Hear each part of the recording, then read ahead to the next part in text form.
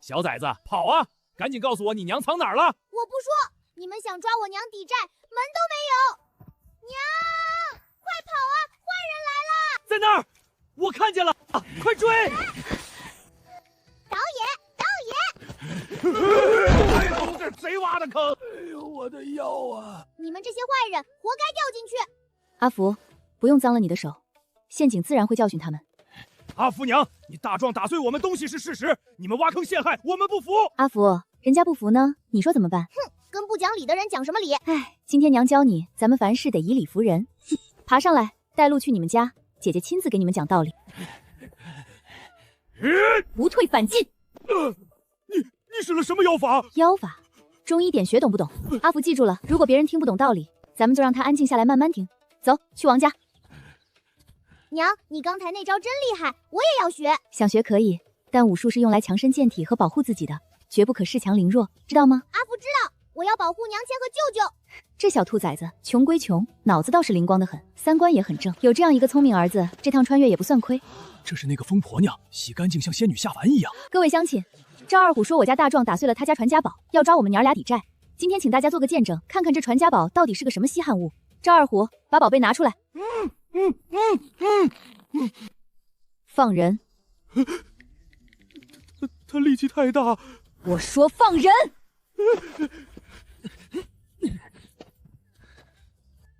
把你们的传家宝端出来吧。这是我家祖上跟着大将军用过的御赐陶器，被大壮打碎了，少说得赔30两银子。若是正品，30两自然不在话下，就怕是个空有噱头的破烂。阿福，弄点稀泥巴来。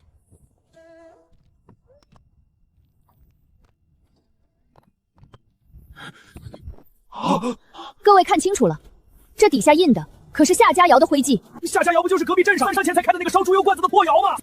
赵二虎，你拿2文钱的破烂讹诈我们30两，这在县衙可是敲诈勒索重罪。我错了，阿福娘，是我们猪油蒙了心，千万别报官啊！不报官可以，前天你们借着收租的名义强行抢走我家仅剩的1袋白面和3只老母鸡，今天当着全村的面，不仅得把东西原封不动的还回来，还要赔偿我家大壮的医药费。还东西！赵二虎这无赖就该被治治。娘，你今天太厉害了，原来对付坏人真的要靠智慧。我以后要多读书，用脑子把坏蛋都打败。这就对了，知识才是最强大的武器。这穷山僻壤，连饭都吃不饱，我非得在这片山头挖出金子来不可。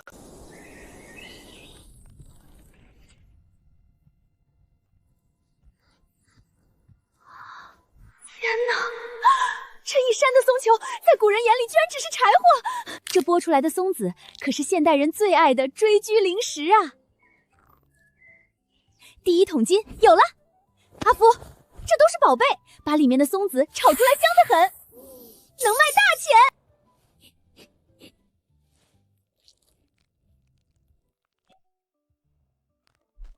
娘骗人，割掉牙了！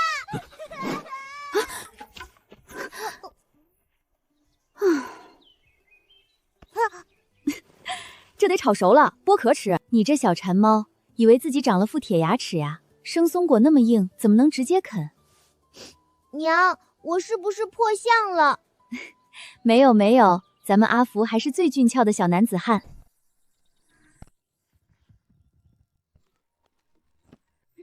大山啊，我们要发财啦！我们要吃肉包子啦！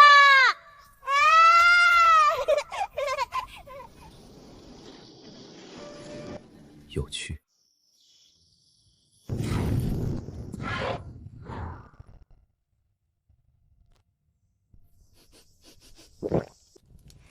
娘，好香啊！好了没？这50斤，咱们明天带去集市上卖，卖了钱，娘给你买肉包子吃。哦，去城里喽！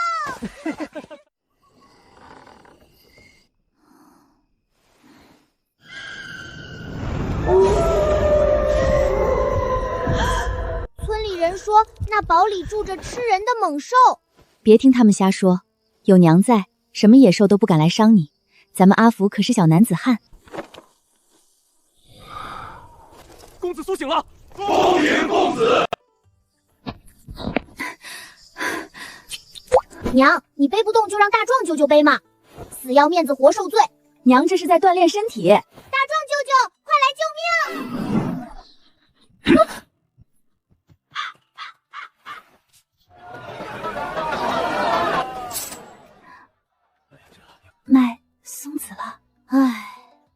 唉，这个家没我真不行。卖松子嘞，又香又脆，吃了嘴巴香喷喷的。叔叔婶婶，快来看呀！哟，这小娃真招人疼。这松子是啥玩意儿？大姐，这坚果营养丰富，您先免费尝尝。真香啊！小娘子，这几个铜钱1斤，给我来10斤。大婶，是30多个铜板1斤哟。哎呦喂，抢钱啊！30文！爸，谁买这玩意儿？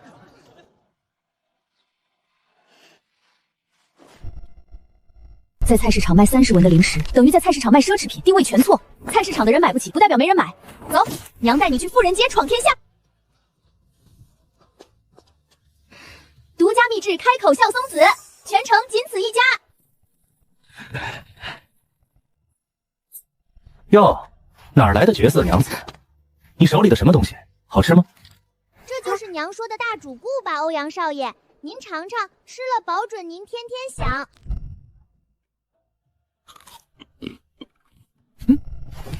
这味道绝了！小福子，包10斤回去。这位爷，您稍等，我这就去旁边借个秤。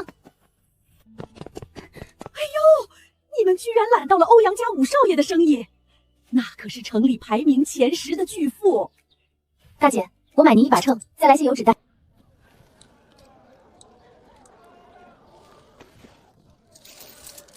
你这小嘴真甜，婶子请你吃糖。娘，甜吗？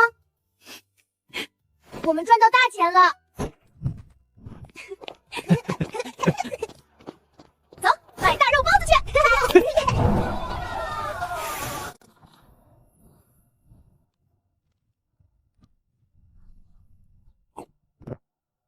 娘，肉多少钱1斤？买肉回去自己包包子，是不是更划算？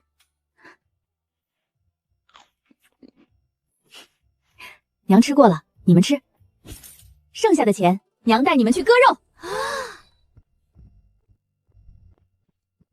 娘，那个肥膘解馋。老板，来1斤半五花夹心肉，土生髓。好嘞，24文。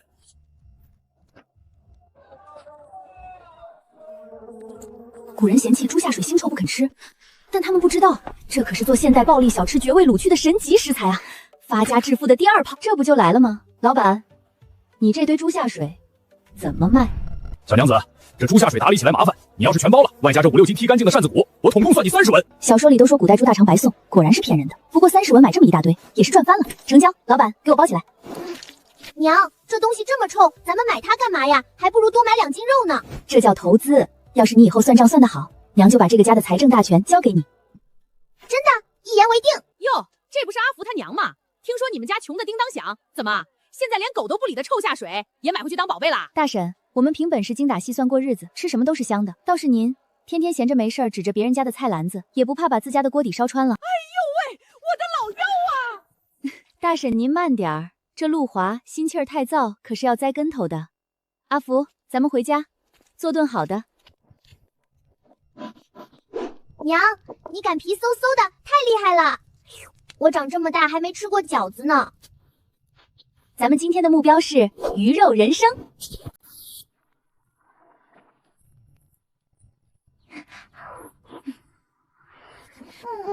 哟哟，这香的呀，都在吃啥好东西呢？二娘在外面忙活一天了，正好饿了。你干嘛抢我的？赵二娘，大人抢小孩子的吃食，这脸皮够厚的呀。一个带孩子的寡妇，哪儿来这么多钱？怕不是干了什么见不得人的勾当吧？二嫂子真会说笑，我清清白白凭手艺赚钱，怎么到你嘴里就变味儿了？有这眼红的功夫，不如回家多扫扫自己院子里的地。你少得意！我倒要看看你能张狂到几时！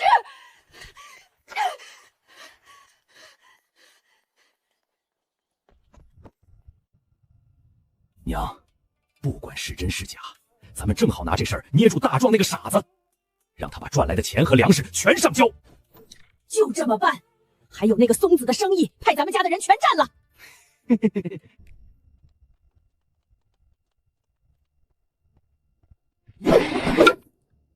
这这片山头被我们赵家包了，滚去别的地方。娘，他们抢我们的生意，我们的鱼肉人生没了。大路朝天，各走一边。他们以为抢了松果就能发财，天真。走，娘带你去城里找更赚的营生。钱掌柜，你这绿豆糕皮是去了，但磨得太粗，糖也放得太死，腻人。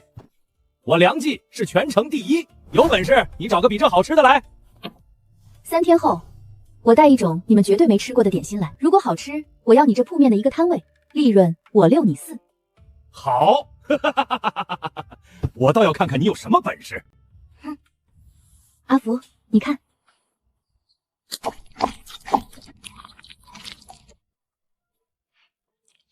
只要用心，寻常食材也能做出人间至味。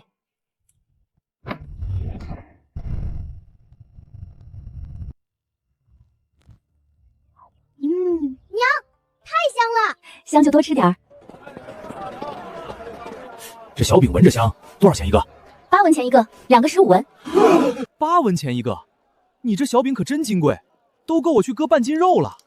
这位大哥，我们用的是上好的精白面，配上独家秘制的玫瑰区鲜花心儿，您愿意尝鲜个，保准觉得物有所值。我家大人闻到香味儿，派我来看看。这么贵，能好吃吗？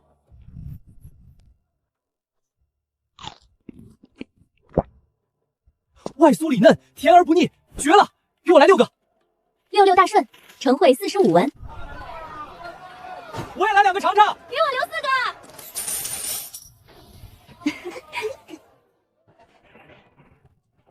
娘，好多钱，我们赚了多少？一共900文。走，娘今天教你什么叫会花钱才会赚钱。老板，各来50斤。细盐2斤，粗盐5斤，5斤大肥挑，1斤夹心肉。哇，好多肉！老板，那堆下水和扇子骨我全包了。娘，一天花了700文了，不买了，不买了，再买日子没法过了。抠搜一辈子也是穷，钱花出去了，才能变成咱们身上的肉，变成我们以后赚大钱的钱本。走，回家娘给你做大肉包子去。娘亲，我们这是发财了吗？算是吧。我的老天爷，那是精白米和肥膘肉，这叶家傻子一家，这是去城里抢钱了吗？清河啊，听说你们在城里卖什么鲜花饼赚了大钱，都是一家人，把方子教教我们，大家一起发财嘛。赵胖婶儿，你家卖水晶蛋的独门秘方，愿意分享给我们吗？愿意的话，咱们就换。小娃子懂什么？那可是我家的命根子。合着你家的秘方是命根子，我家的饼子就得拿出来扶贫，脸多大呀！再敢来打秋风，我就把你们一家子连根拔了。不信你试试。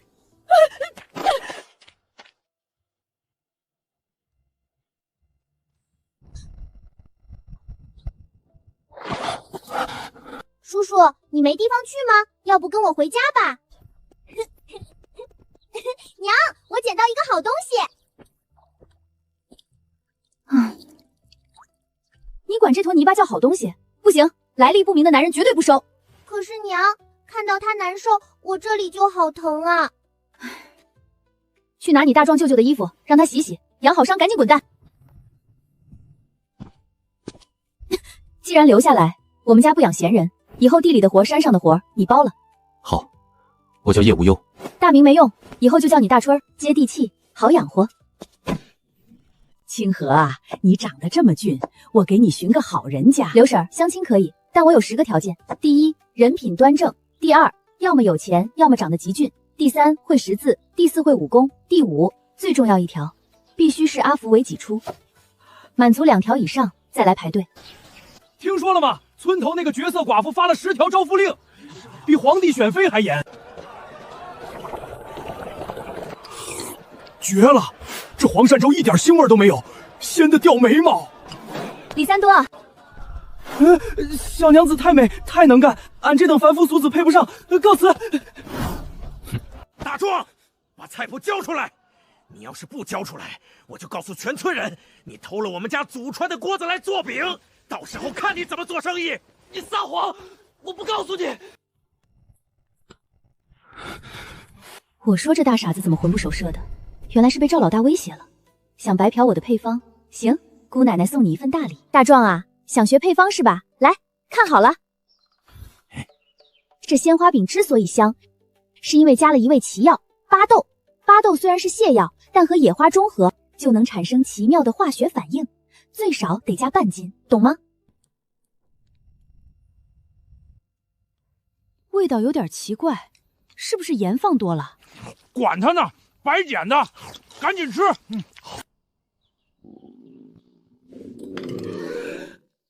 哎呦，我这肚子！我的儿啊，当家的，快去请大夫啊！没钱，这是林清和那女人害的，拿上家伙找她要医药费。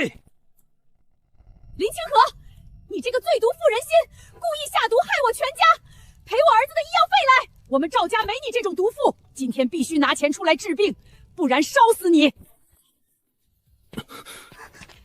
我说巴豆是馅儿，你们就信？那我说你把脑袋拿下来修饰一下，再安回去会更好看，你照办吗？你就是故意说给我们听的。我为什么故意说？还不是因为你深更半夜像贼一样趴在我家墙头上偷听，你想偷配方，自己加错料要翻了全家，现在跑来找我要医药费。各位乡亲，天底下有这种强盗逻辑吗？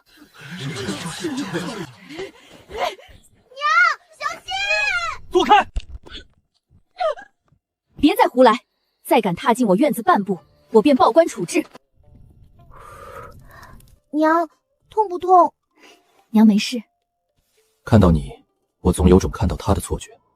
无论何等绝境，都能化腐朽为神奇。护卫长，回去吧。公子现在最不想见的就是你。英伯，让我进去，我能带二哥去找安公子寻解药。安公子当年九死一生去塞外寻药，若能回来，早回来了。公子将你逐出堡垒，是不想你陪着他一起死。走吧。就这样，二哥脾气变得暴躁，前些日子突然将我撵出了狼啸堡，我至今不明白为什么。所以你就一直在村里晃悠，等他气消？这大兄弟是不是傻？这明摆着是他二哥毒发将死，为了保全他，故意演戏把他赶走的啊！这妥妥的古言虐恋兄弟情剧本啊！行了，既然被赶出来了，以后就安心跟着我干事业吧。这尊玉摆件可是我家夫人花300两银子订的，你家这傻大个撞碎了，5天内交不出300两，就把这傻大个扭送见官。妹子，哥去卖苦力，哥还债。路这么宽，偏偏撞上，这局做得很精妙啊！行，300两，5天后我如数奉还。小娘子爽快，立字为据。到时候拿不出钱，你这如花似玉的人，可就是哥哥我的了。300两的巨债刚背上，村里的极品亲戚闻着味儿就来落井下石了。林清河，大壮打碎贵人玉器的事儿我们都知道了，为了不连累赵氏一族，今天正式将大壮逐出宗族。你们开垦的地、住的这间茅屋都是赵家的，立刻交出来。就是交出房子，全当给族里做人情了，别给脸不要脸。逐出宗族，求之不得。但这房子和地是我按王法去衙门过了明路、盖了红印的私产。今天谁敢无视王法硬闯半步，咱们就去县太爷的大堂上断个明白。大壮，把门守好，我看谁敢带头做这抢劫的买卖。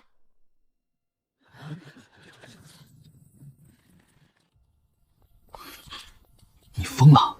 我都说了二哥把我撵出来了，你还拉我来狼啸坊借钱？300两巨款，除了找你那个土豪二哥拉赞出，难不成真去卖身？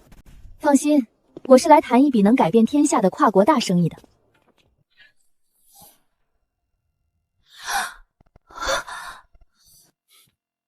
大妹子倒是真性情，听说你要找我谈生意。堡主商队遍布天下，可以让任何厨房小白瞬间变成大厨的浓汤宝，和保质期长达3年，能让将士商稿下饭如风的秘制香辣酱呢？有点意思。除此之外，我还要做顶级茶艺产业链，只要堡主肯投前期本钱，利润我分你40%。1000两，够不够？我的老天奶，这就是传说中的霸总裁天使投资人吗？小鬼，你娘欠了我们赌坊30两银子，现在人跑没影了，这欠债还钱，天经地义。既然还不上，你就跟我回房里做10年苦工抵债吧。来人，带走！你胡说！我娘去镇上筹钱了，她绝不会丢下我的。哼，你娘一个弱女子能筹到30两，做梦去吧！谁敢动我儿子一根汗毛？你，这是连本带利的30两，把欠条给我，拿上钱，立刻从我家滚出去。原来是夫人发财了，好说好说。娘，我以为你不要我了。娘不仅要你，还要让你过上全天下最好的日子，让那些看扁我们的人都睁大眼睛好好看着。这茶竟比镇上贵人家喝的还要清香，你哪儿来借的300两巨款？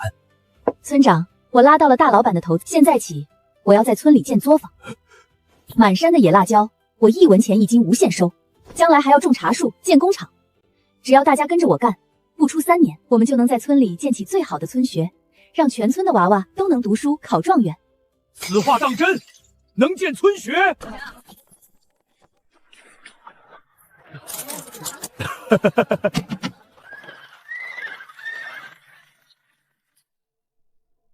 ？300两算什么？属于我林清河的古代商业帝国才刚刚拉开帷幕。阿福啊，婶子以前糊涂，这瓜子儿你拿着，让你娘也带婶子一起赚大钱呗。赵婶子，阿福肠胃弱，外头的东西吃不惯，您的好意心领了。至于赚钱，我林清河做事向来只规矩不讲人情。作坊过2日就要招工，婶子若是手脚麻利，守得住，大可凭本事来上工领赏钱。若还想攀亲带故讨巧，以后就不必开这个口。发财了，发财了！这野猪做成肉酱，又能多赚100-200两。堡主，你这常年闷在堡里，是不是有时候控制不住发出怪声，或者总觉得有人害你，极度社恐？你怎么知道？二哥他前阵子就是……这叫心理创伤应激障碍 PTSD， 加上轻微的行为失控，说白了，心病。多出来走走，别把自己当病人看。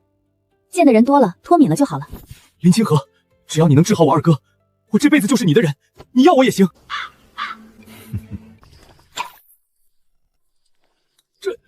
这可是猪下水，我们家公子金尊玉贵，怎么能吃这种污秽之物？爱吃不吃。公子，您……强叔，此等美味，你不吃是你的损失。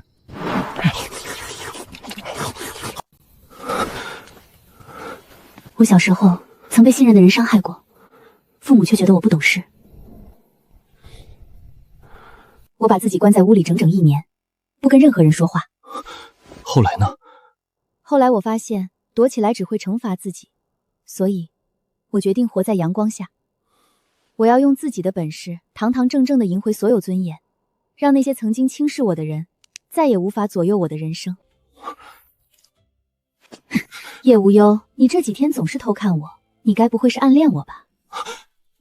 你胡说八道！谁会看上你这种没个正形，还带个拖油瓶的女人？这就好，你这颗嫩草，姐姐我可不想祸害，咱们还是当兄弟吧。老板，结账。想认字，若是这一趟我没发病，可以考虑收你和阿福做学生。先生在上，请受学生一拜。束修就用我每天的1日3餐抵了。滑头。娘，以后我考状元，当大官。娘不指望你当大官，官场勾心斗角，娘只希望你快乐健康，做自己喜欢的事就好。昭远，家族如今腹背受敌，你若不能在朝堂上立足，咱们徐家100年的清誉便要毁于一旦。就因为长辈的期许成了枷锁，你就画地为牢了？徐昭远，真正的破局之道，不是自我毁灭，而是强大到能去重塑家族的未来。你连这点直面过的勇气都没有，不配做我和阿福的先生。村王的重担全压在我身上，我若行差踏错半步，便是整个家族的罪人。我还懂什么？你昨晚对二哥说了什么？他要是……三弟，走。二哥，你没发病，你走出来了。谢谢你，清河。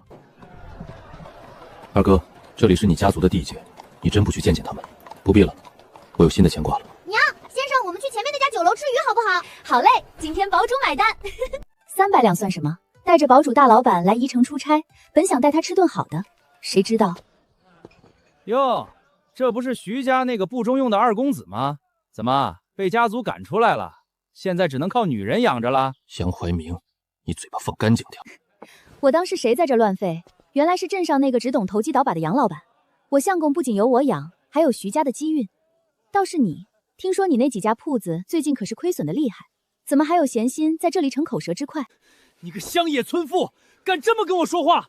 好狗不挡道，滚！徐昭远呢？小二送水，一开门就把我打晕了。二哥被掳走了，刚走。光天化日之下强掳良民，我已经报官了，衙役马上就到。大哥，怎么办？要是被抓去见官，可就完了。怕什么？先把他解决掉。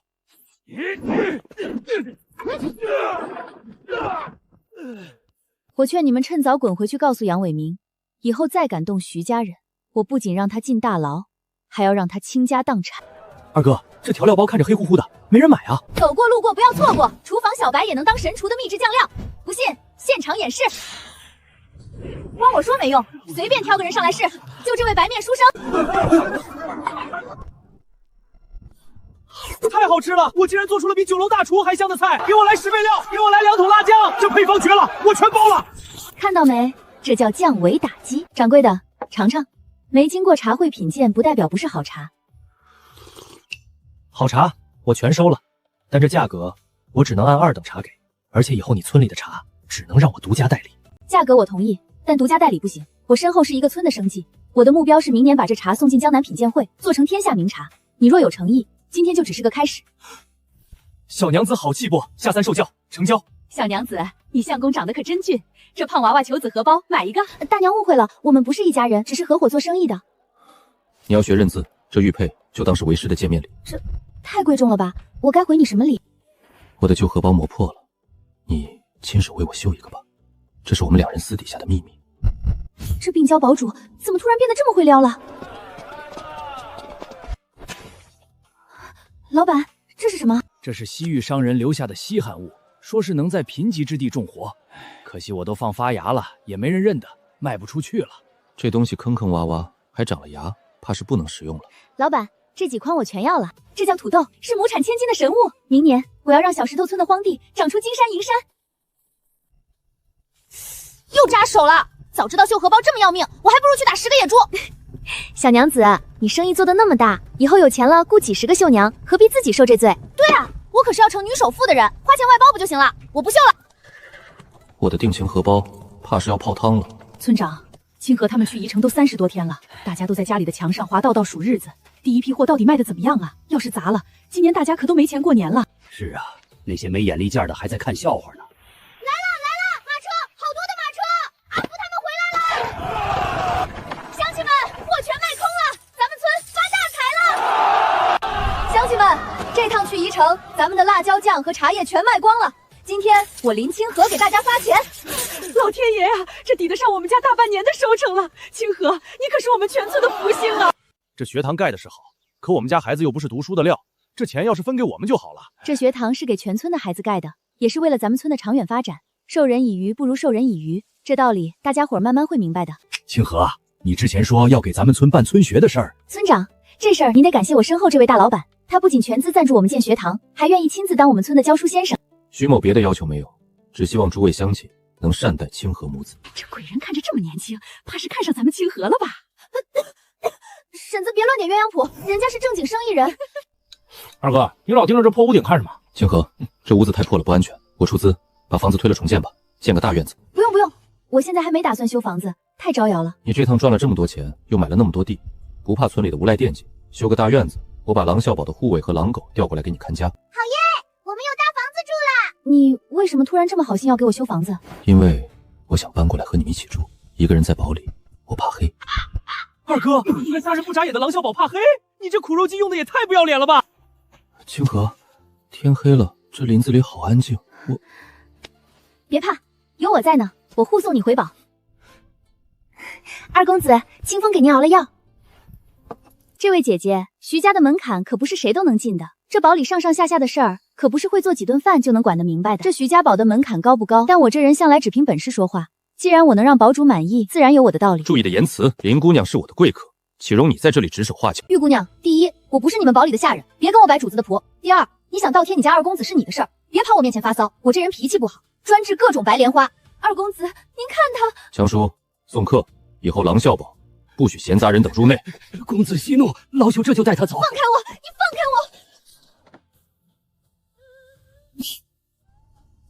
我！老奴这辈子没吃过这么香的饭。先生吃。你怎么了？救急犯了？我胃疼，清河，扶我出去走走。清河，我刚才你没开玩笑，修房子吧，让我搬过去。可是村里人会说闲话的，孤男寡女。那就不做孤男寡女。清河，我怕黑，怕孤单，我只想要你陪着我。你真的不明白我的心意吗？要命！这病娇大佬竟然对我打直球表白了！娘，先生把钱都上交了，你只要给他，这钱就全是咱们的了。小财迷，一边玩去，拿人钱财替人消灾，我得赶紧给他安排个顶级相亲局。哎呦，这不是徐先生吗？真是巧了。来，这位是刘家千金，琴棋书画样样精通。徐公子，小女子有礼了。林清河，这就是你说的带我出来吃好吃的？先生，我娘说你晚上一个人怕黑太寂寞，特意给你找个师娘陪你睡觉。完了，拍马屁拍到马蹄子上了。先生，我错了，我发誓以后再也不插手你的私事了。你大人有大量，吃个果子消消气。既然知错，这果子你自己吃。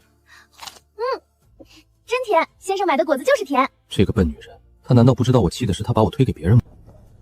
东家，您来了，新到了一批古籍。去忙吧，我带她随便看看。这一城最大的书局是你的产业，你到底多有钱？你以为我每年赚的钱就只是放在狼啸堡里发霉的吗？救命！随便逛个街都能掉落首富马甲，这大腿我今天抱定了。万香梅，别不知好歹！你那几亩辣椒地，我出5两银子收，已是好意。再不松口，我便不再给你留情面。那地我已经和林姑娘定下契约，断然不会随意转卖给你。哪来的野丫头，敢管老子的闲事？活腻了是不是？强买强卖，敲诈勒索，你这等做派是真把县衙的律法当榜式了。万掌柜的辣椒是我林清河定下的货。你敢打我？你给我等着！不过你最好先去打听打听，这镇上敢跟我林清河抢生意的都是什么下场？滚！清河啊，你可得小心，这商贩是镇上一霸，平时没少欺负人。婶子放心，这世道的规矩不是由恶人说了算的。我要用事实告诉全天下的人，女人绝对不比男人差。这些纸墨都给你，想画什么，想写什么，随你。太贵重了，我不能白拿。作为回报，我教你一门新生意——小人书。如果我们印制这种坏本，绝对能风靡全城。好主意，由我的书局刻版发售，利润你我55分成。林清河，你今天害我得罪了刘家，这媒婆的差事我以后还怎么做？刘婶儿，今天是我对不住你，但你刚才说女人只能认命，我不信。从今天起，我要在小石头村在整个宜城建立一个只属于女人的作坊，我要招女人采茶，招女人做香，指人当掌柜。我要让你们看看，只要女人兜里有钱，就不需要看任何男人的脸色。林娘子怕不是疯了？这种酸饲果子喂猪都不吃，她竟然花钱收？就是，大话说的震天响，还以为要干什么大买卖，原来是收破烂儿。在这个时代，信息差就是金钱。这些在村民眼里的酸涩废果，加上漫山遍野的野山椒，只要经过现代工艺发酵，就是风靡达官贵人的绝佳开胃泡菜。徐先生，您这字写的如行云流水，跟我这人一样好看，能不能劳烦您给我的包装提个字？清河，你是不是忘了什么事啊？要我再给您添点茶？何时想起来了？何时再来到找我提字？完了，答应他的荷包还没做。想我一个现代独立女性，搞商业帝国我在行，可原主这身体压根没留下半点刺绣技能啊！拼了！给，绝不嫌弃版荷包。这针脚如此均匀，这是你做的？这个才是我做的，太丑了，怕你带出去丢人。以后再敢骗我，定不理你，还不快来磨磨？老天爷，这墙里怎么有热水？这叫自来水，引得后山清泉。屋里还铺了地暖火炕，冬天光脚踩在地上都是热的。这小娘子的脑子里到底还藏着多少惊世骇俗的东西？身体才是本钱，以后凡是跟着我清河记干活的，工钱照发，肉管够。我们不仅要自己吃饱，还要带着整个小石头村一起发大财。清河，你说的那个用猪毛做牙刷的营生真能赚钱，我大郎快成亲了，急需本钱。马婶，牙刷木质衣架的设计我都已技术入股，利润我只抽1成，你们出力，我出脑子，一起赚钱。林娘子，你那批水果泡菜扣除运费，赚了150两银票。几十两成本的烂果子，转手赚了150两。这只是开始，以后这出产的特产统统贴上清河记的招牌，我要让清河记成为大凤巢第一商户。公子，林娘子的商业头脑堪称奇才，他的眼界远不止这一个小山村。传令下去，商号准备全面扩大。可是公子，您堂堂少爷，过2天就要搬去林娘子家里住，这要是传出去，岂不成了上门女婿？你懂什么？公子那古怪的病，只有林娘子能治。再说了，林娘子貌美聪慧，还能赚钱，要成了咱们主母，产业不得翻倍啊！多嘴，备车，今日搬家。娘，我先生人长得好看，脾气又好，你赵阿福为什么不考虑我先生啊？以后这大院子，舅舅大壮娶了媳妇儿也有地方住。瞎说什么？那是先生，兔子还不吃窝边草呢。这宅子如此大，空置着确实可惜。我去帮先生整理房间。有劳清河了。今天听说村里的沈崇文为了霸占家里的祖产，又去万香梅的作坊里打闹事了。这世道，女人难道就非得依附男人，连守住自己的一点心血都要受这种搓磨？他们固然可怜，但他们未曾自己立起来。你与他们不同。徐昭远，总有一天我要让天下人知道，女人也能养家糊口。我们离开男人，一样可以活得光芒万丈。你如此灵动，充满野性，让我有种不将你牢牢抓在手心就会永远失去我的错觉。这辈子你休想逃开。不好了，沈崇文带了一群地痞去抢万香梅的货，万香梅拼死护着，被他们一把把推倒，撞在了石磨上，现在满头是血，只剩一口气了。今天的香膏试验先暂停。阿福，偷偷从后门塞给大妞，别声张。这烂摊子我不能明着插手，但不能眼睁看着孩子饿死。林大夫，这是哪里？实验室不是爆炸了吗？你们是在做实验吗？娘，你别吓大妞啊！娘，完了，魂都打丢了，连女儿都不认识了。实验室爆炸？难道他跟我一样是穿来的？大优，让我跟你娘单独说几句。别慌，既来之则安之。我是林清河，你若想活命，就收起你的惊恐。你也是穿来的，帮我！这王彪简直猪狗不如，把发妻打成这样。万香梅，你若还认命，你和这俩闺女就只有死路一条。我要跟他和离。王彪，你苛待妻女，不仅败光了家产，还想卖女儿抵债。今天当着乡亲们的面，你若不签这和离书，我们立刻去县衙击鼓鸣冤。我签，你个狠毒的婆娘！女人不狠，地位不稳。既然换了心思，这大凤巢的规矩就由我们来改。娥姐，我和离了，身无分文，以后我就赖着你干活了。好，我出钱，你出力。开春我们就在城里开一家清河记香脂洗护铺，我负责生产，你负责门店管理，利润你我分成。我要赚尽这天下女人的钱，一言为定。多吃点儿，日后还要劳心劳力。大哥，老大，你终于来了。这位就是清河娘子，这就是林清河，是我此生最重要的人。猪舍在鱼塘上，粪便养鱼，这等奇思妙想，竟出自一个村妇之手。再给清河5年时间，他的商业帝国不仅会开遍京城，更能富甲天下。如今世道动荡，百姓流离失所，若由大哥你出面平定这乱世，还天下一个太平，清河的财力就是你最强的后盾。我这二弟实则在下一盘惊天大棋，他不仅在筹谋天下，更是找到了一个改变国运的女人。大壮哥空有一身力气，总不能在村里埋没一辈子。清河，若信得过我，让大壮跟着我大哥去军中历练，只要有良将引导，他必能成为战场上的不败战神，建功立业。好，我答应。走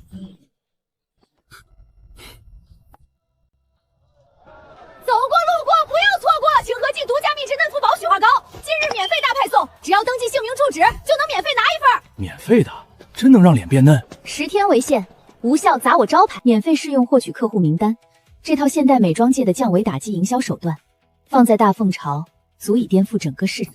徐先生，雪花膏只是敲门砖，要想真正打开高端市场，赚那些官太太的钱，我们需要一个极其有分量的活招牌。你认识什么有头有脸的夫人吗？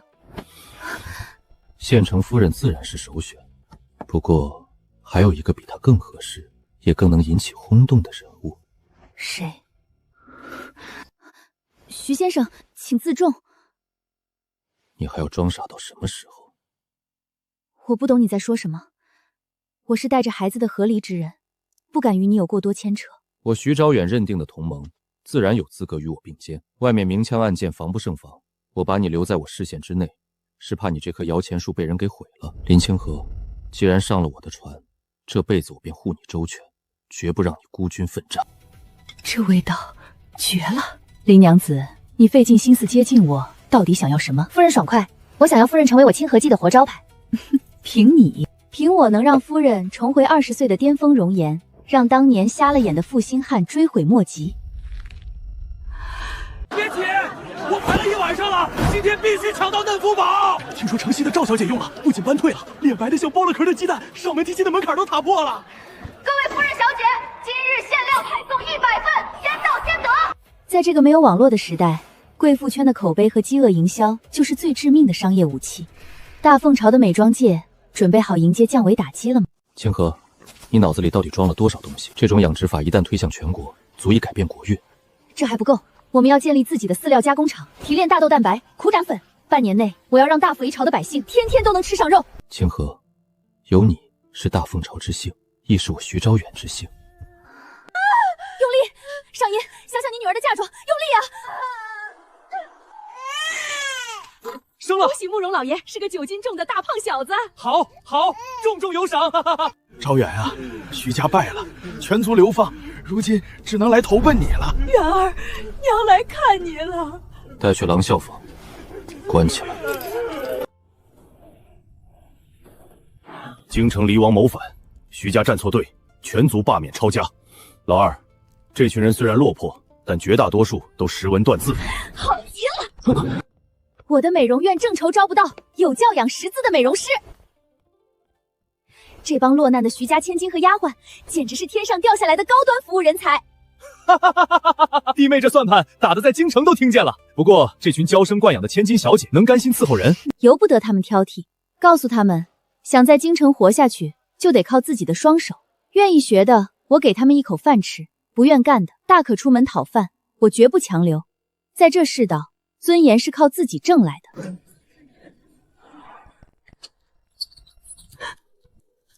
娘，我饿，三哥怎么还不派人送饭？他是不是想饿死我们？报复！当年你为了让你亲生儿子袭爵，暗中调包了招远的保命央药，这件残害手足的歹毒事，你当真以为能瞒天过海吗？你是怎么知道的？到了我的地盘，规矩只有一条：不干活没饭吃。你算什么东西？我可是徐家七小姐，就算饿死，我也绝不会碰这些下贱的纺织机。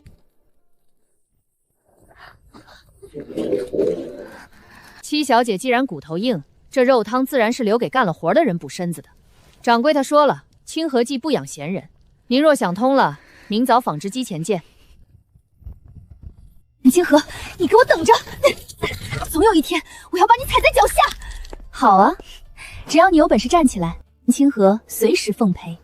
就怕你永远只能仰望我，去其娇气，磨其心智。只有让他们切身体会到不劳无获的道理，褪去那层世家千金的虚荣，这些受过良好教养的底蕴，才能真正脱胎换骨，成为我商业版图上的利刃。清河，我不想再等了。徐昭远，你这般模样，是想让我对你另眼相看？清河，当我的娘子，好不好？公子、夫人，按照您的吩咐，猪圈的骨粉和鱼粉饲料已经配好，现在猪长得极快。这还不够，继续招人，提炼大豆蛋白榨油。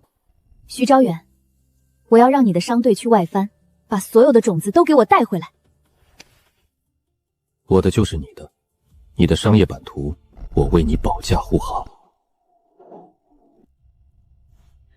慕容姐姐，你这脸莫非是吃了仙丹？哪有什么仙丹，不过是去了趟嫩肤堡。妹妹若是想夺回县城大人的心，可得抓紧了。夫人，女人若不善待自己，青春便空耗了。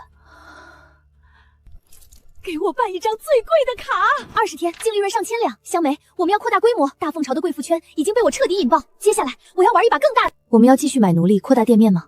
不，我要让徐家那些重获新生的女人们做我们的分销商，让他们拿着我的货去全国各地开分店。我要建立一个庞大的加盟网络，让大凤朝所有的钱都流进我清河记的口袋。我的清河注定是要站在高处的女人，金矿算什么？他自己就是无价之宝。这破地方连块好玉都买不到，全被一对不知死活的男女截胡了，气死本小姐了！哪里来的小叫花子，敢碰本小姐的衣服？你这姑娘怎么如此霸道？她只是个孩子，不小心撞了你一下而已。闭嘴！这套衣服50两银子，你们这群低贱的泥腿子，卖了你们也赔不起！给我打！谁干的？原来是你这个劫了我玉石的女人，哼，正好新账旧账一起算。你要干嘛？我可是小兰城杨家的大小姐，侯府贵亲。我问你，哪只手打的我儿子？放开我！是左手，我就用左手打了他。你能拿我？敢动我儿子，以前的人非死即残，今天姑奶奶留你一条狗命。滚！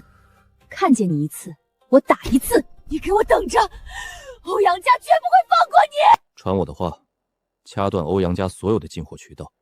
清河，我以前看不上种地，现在才发现，研究怎么提高产量，比赚100两银子还让人兴奋。强叔，你格局要打开。如果我们能研究出杂交水稻，让亩产翻倍，这可是利国利民的天下大功。到时候天家都会赐你光明门楣的牌匾。天家的夸奖。没错，只要研究出来，资金全力支持，我再个人加一份重赏。少爷，林娘子，徐家那帮人安置妥了。徐家那些刺头一开始还不肯配合，我便按您的吩咐断了他们的月钱补贴，只提供最基础的粗粮，由奢入俭难啊。那些老太太最难缠，你怎么搞定的？不听话就不给饭吃，关禁闭，等饿服了，我再告诉他们。只要去我们的教习司，给城里的土豪小姐们当礼仪嬷嬷，不仅有肉吃，还能拿抽成。现在那帮老太太为了赚钱，课上的比谁都积极。干得漂亮！我谁都不服就服你。连徐六那种娇姑娘，现在都在美容铺里抢着做工接待客人呢。婶儿，你教我们做的那些肥皂、麦芽糖，下乡卖疯了。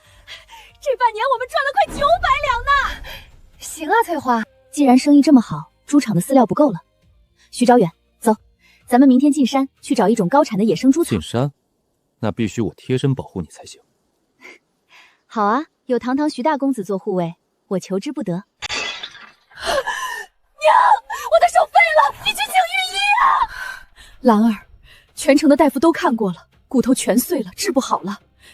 你就安分待着吧，娘以后尽量给你寻个本分的庶子嫁了。庶子？我堂堂欧阳家嫡女，你要我嫁给一个低贱的庶子？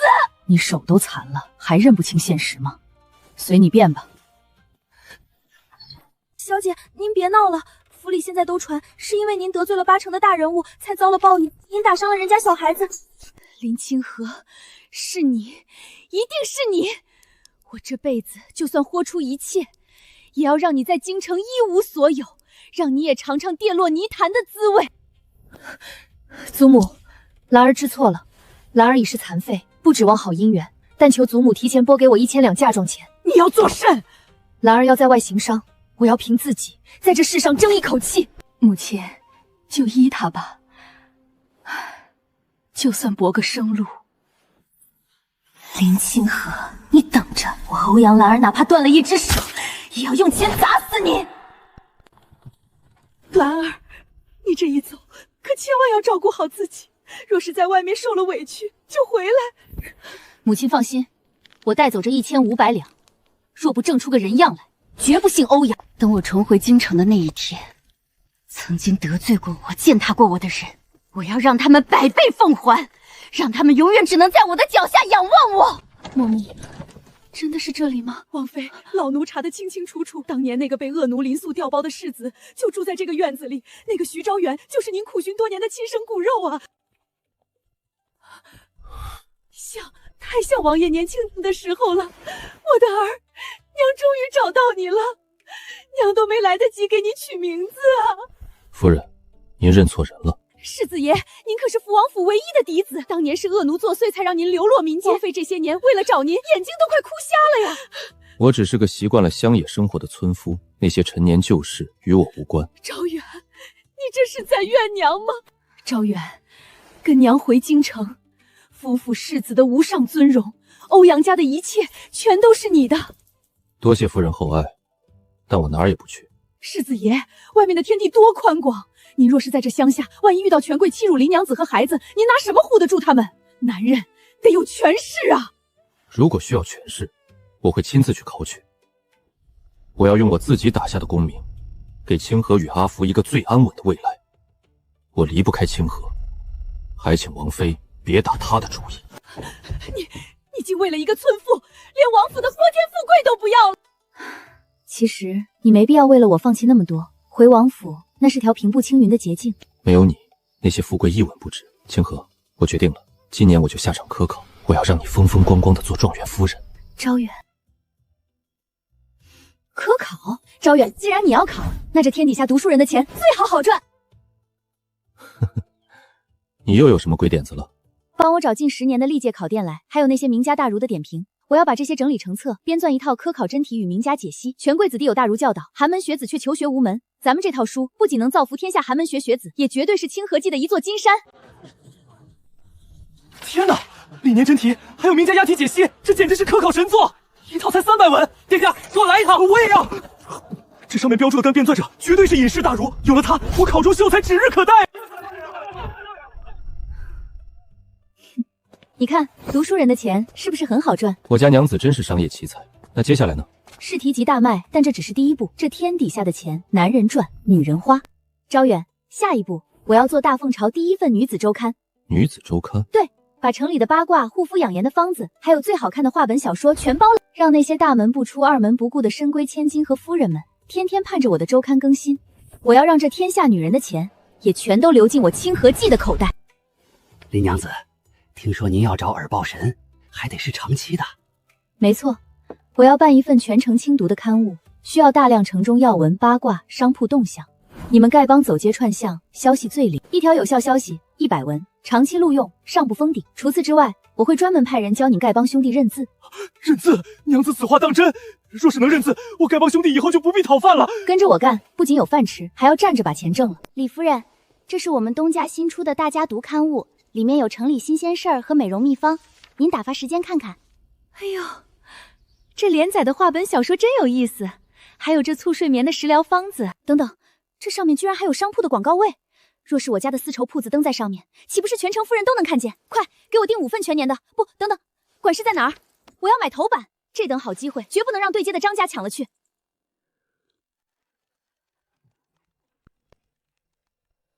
东家，城里的商户为了下一期的广告位，已经快把门槛踏破了。好，让全城身居闺阁的小姐夫人们都来写文章赚稿费。我要让大凤朝的女人知道，不靠男人，咱们凭一杆笔也能养活自己。清河，你真是这世上最耀眼的存在。清河，大喜事！咱们后山那片秃山居然挖出了铜矿，朝廷要派人来开采，还要给咱们村修路啊！铜矿，这是块大肥肉。朝廷派了谁来监工？这破村子也就你家勉强能住人，这是500两，包下你这院子，好酒好菜伺候着。住可以，50两1个月包吃住，但我丑话说在前面，我家不养闲人，也不惯大爷脾气。哼，有意思，一个乡野村妇倒挺硬气。本公子就住这儿了。走，回那个林清河家，让他给咱们单做。算你这人识相，知道讨好本少爷，以后每顿饭都要这标准。各位公子，面吃完了，规矩得立。我收你们住宿费是行个方便，不是签了契给你们当专属厨娘。我每天有庞大的生意要打理，没空伺候几位大爷的口腹之欲。嫌粗鄙，现在就结账走人。你放肆！好锋利的爪牙！女人，最好你真有那个本事，否则别怪我们不客气。不劳费心。乡亲们，大家想不想农闲的时候不仅有乐子看，还能赚大钱？清河咋赚呀？我要在咱们村组建一个大文娱歌舞团，排练小品、说唱、才艺。以后不仅自己乐呵，还能去城里大户人家接商演、跑堂会，让咱们村的姑娘小伙名扬百里，连说亲都比别人抢手。光说不练假把法。招远，配合我，给大达家来一段回娘家。左手一只鸡，右手一只鸭，背上还背着个胖娃娃呀。本期的清河到底还有多少惊喜是我不知道的？这辈子我彻底栽在他手里了。哼，唱的热闹有什么用？还不是乡下过家家的乐子。林娘子，有本事你弄出点连我们京城世家都没见过的新鲜玩意儿啊！京城人没见过的新鲜玩意儿，行啊。今晚堂屋见，姑奶奶教你们什么叫真正的降维打击，这叫大奉商战图。规矩教完了，今晚咱们不用银票，就拿各位名下的京城商铺经营权。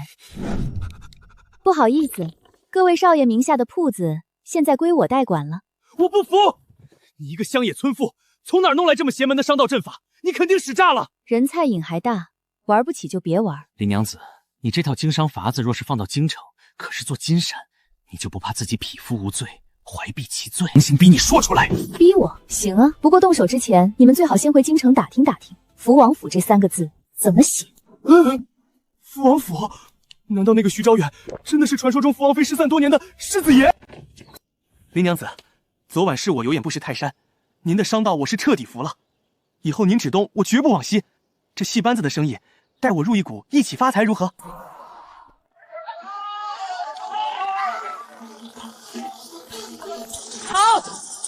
好，太有意思了！一群泥腿子懂什么唱腔？